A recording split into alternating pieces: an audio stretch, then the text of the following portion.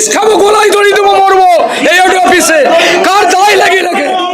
ফের হিমঘরে আলু রাখাকে কেন্দ্র করে উত্তেজনা ছড়ালো হুগলির গোঘাটে। কয়েকদিন আগেই হাজিপুরের কোল্ড স্টোরেজে আলু রাখাকে কেন্দ্র করে উত্তেজনা ছড়ায়। এবার চাষিরা গোঘাটের কর্মতীর্থে এডিআই অফিস ঘেরাও করে বিক্ষোভ দেখান। তাদের অভিযোগ, হিমঘরে চাষিরা আলু রাখতে পারছে না। পর্যাপ্ত আলু রাখার জায়গা থাকলেও স্টোর কর্তৃপক্ষের তরফে বলা হচ্ছে যে আলু স্টোর ভরে গেছে। অসাধু ব্যবসায়ীরা ঘুর পথে আলু রাখছেন, এমনটাই অভিযোগ তুলছেন চাষিরা। এমনকি স্টোরে আলু জমা রাখার জন্য যে কুপন দেওয়া হয়, সেই কুপন দেওয়ার পরেও স্টোর কর্তৃপক্ষ আলু নিচ্ছে না বলে অভিযোগ তুলছেন গোঘাটের চাষিরা। এমনিতেই আলুর দাম একেবারে তলানিতে ঠেকেছে। চাষ করে লোকসানের মুখে পড়েছেন চাষিরা।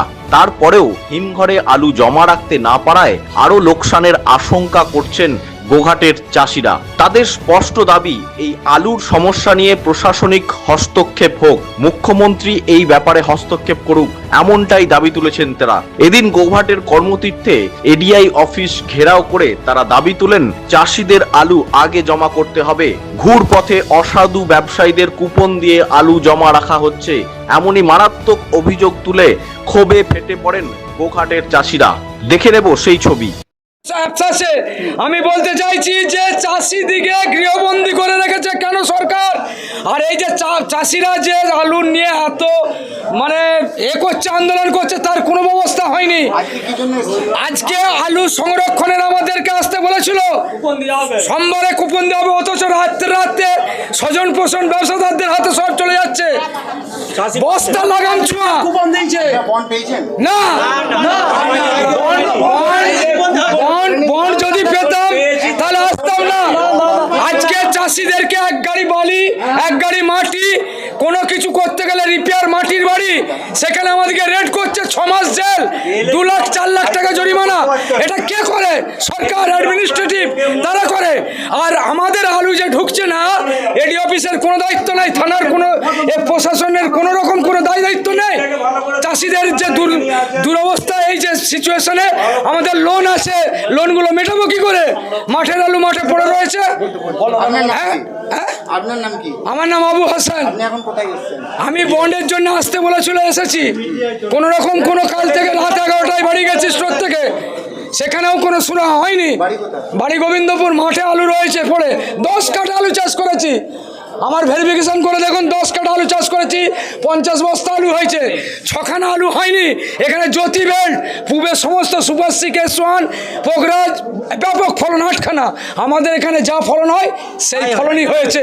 তাতে করে আমরা সংরক্ষণের কেন সুযোগ পাবনি? সরকার লোন দিয়েছে স্টোরগুলোর উপরে, সরকারের নিয়ন্ত্রণ নেই। সরকারের নিয়ন্ত্রণ কেন নেই? সরকারি টাকায় স্টোরগুলো হয়েছে তো, তাতে ভর্তুকি আছে। চাষিদের এই যে আলু সংরক্ষণ করতে পারছে না, তার জন্য অ্যাডমিনিস্ট্রেটর লেভেলের কোনো দায়িত্ব নেই। বিডিও অফিস, এডি অফিস, আমাদের ওসি, সবই তো প্রশাসনিক লেভেল, সব কিছু করতে পারে। আজকে স্টোর মালিক দিকে করে তার কোনো রকম ব্যবস্থা হয়নি। আমরা কি করব? কোথায় যাব? হুগলি জেলা আলু মমতা কি করছে? তো মালগুলো কি বাজারে কি যাচ্ছে না, নাকি মাল বোর্ডার খালি হচ্ছে না, বাইরে যাচ্ছে না মাল? তাহলে এত চাষি যে সমস্ত যে বিক্ষোভ জাকাত দিচ্ছে, সে কেন এখনো পাঠাচ্ছে না? কি ব্যবস্থা নিচ্ছে প্রশাসন? বাইরে আলু কেন ছাড়ছে না? আমরা যদি 200 টাকা কি পেতুম, তাহলে অকেলে সে মালগুলো বেরিয়ে চলে যেত তো। আমরা তো দুমুখ সমান হতো। আমার লোকসান না হলেও যদি পিঠটা বাঁচতো, তাহলে তো সেই জন্যই তো তোড়ে রাখার চেষ্টা করছি। তাতেও তোরেও মালিকরা বলছে হবে না, কুপন ছাড়া হবে না, সেও লাইন তোর বন্ধ হয়ে যাচ্ছে। 2 দিন খুলছে, বলছে আজকে তোর বন্ধ। তাহলে এইভাবে চাষিগুলো কী করে বাঁচবে? মমতা কী করছে আমি সেইটাই বলতে চাইছি। কিছু ব্যবস্থা নিচ্ছে না, নিচ্ছে না। আমার নাম শ্যামল রায় মির্গা। বন্ধ হয়ে গেছে, তাহলে এই টোকেনটার কি দাম হবে? তাহলে চাষিরা যদি আত্মহত্যা করতে চায় করুন, সবাই গণহারে আত্মহত্যা করুন, নাহলে গায়ে আগুন দিয়ে পুড়ে যাক। এইভাবে যেমন চাষির হ্যারাসমেন্ট, একটা বস্তা কেনা হচ্ছে 32 টাকা, 35 টাকা, 42 টাকা দাম দিয়ে কিনতে হচ্ছে। এবং এই বৃষ্টির জন্য মাঠ থেকে যে ট্রাক্টর বা যারা তুলছে, বলছে 60 টাকা চায় এক বস্তায় রাস্তা পট করতে। এবং ভুটভুটি বলছে বা ট্রাক্টর বলছে একটা বস্তায় 100 টাকা ভাড়া চাই কোল্ড স্টোরে, কিন্তু ভাড়া নিয়ে যাওয়ার পরেও খালি হচ্ছে না, তো স্টোরে দাঁড়িয়ে আছে গাড়ি। তাহলে চাষি কি করবে এই অবস্থায়? এখানে বলছে মান্ডিতে বলছে যে আলু নেওয়া হচ্ছে, সংরক্ষণের কার্ড দেওয়া হচ্ছে, কিন্তু ওখানে কোনো সংরক্ষণের জন্য যে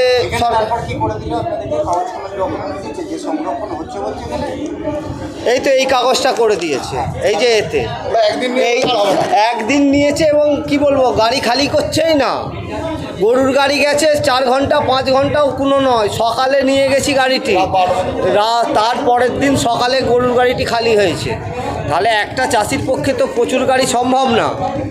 ঠিক আছে, বলছে একদিনই নেওয়া হচ্ছে, কেন সরকার কি সংরক্ষণ করছে? আমাদের জায়গা নেই তো সংরক্ষণ করব কি করে? দাম দেবে বলছিল যে 450 টাকা প্যাকেট বই, সে তো বলছে কিছুই হচ্ছে না, দাম দেবো, সে তো সরকারের কোনো সেফটি নেই।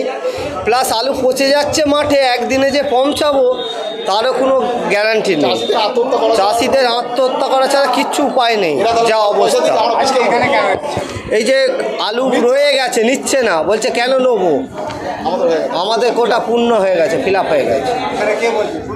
কোল্ড স্টোরের ম্যানেজার মানে কুপন দিয়ে দিয়েছি, হয়ে যাবে। এরা কুপন ছেড়ে দিচ্ছে হ্যাঁ, আর ওখানে আলু নিচ্ছে না, না না না না, এইটাই তো মূল কথা। আপনার নাম? পলাশ পালুই। এডিআই অফিসে এসেছি, এখান থেকে কুপন দিয়ে দেওয়া হচ্ছে, কিন্তু স্টোরে গিয়ে বলছে যে না আমাদের আর জায়গা নেই, একদিন নেওয়া হয়েছে আর নেওয়া হবে না। কিন্তু চাষিদের এই যে এত আলু পড়ে আছে, আমরা নিয়ে যাচ্ছি, বলছে হবে না, সকাল থেকে রাত পর্যন্ত গাড়ি দাঁড়িয়ে আছে, ঝড় জল বৃষ্টি মাথায় নিয়ে, এইভাবে কি মানুষের বাঁচা সম্ভব বলুন? দুদিন পরের লাইন হচ্ছে, তাও বলছে হবে না, বলছে আগে সব মাল আছে সেগুলো খালি হোক। রাত 12টায় গাড়ি লাগিয়ে তারপর দিন রাত 10টাতে কোনোদিন খালি করছে, কোনোদিন করছে না, এইভাবে হ্যারাস হচ্ছে।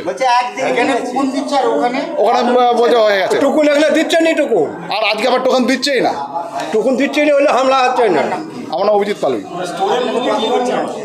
আমার 1.5 বিঘে জমি আছে।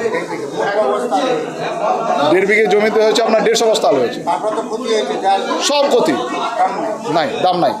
100 টাকা বস্তা, মাঠে বলছে 100 টাকা বস্তা নেবেন, এখন বলছে 70 টাকা বস্তা। টাকা মাখা চলবে না বলছে, তা বলে কবে টাকা পাবেন তার ঠিক নাই, মাল সব রাস্তার ধারে পড়ে আছে, টাকা মাখা চলবে না। নিতেই যাচ্ছে না, ব্যবসাদারও নিচ্ছে না, স্টোরের মালিকও নিচ্ছে না, আমরা কি করবো বলুন? ওটা কি মালটা বাইরে পাঠাতে পারছে না? আমার নাম অভিজিৎ পালুই।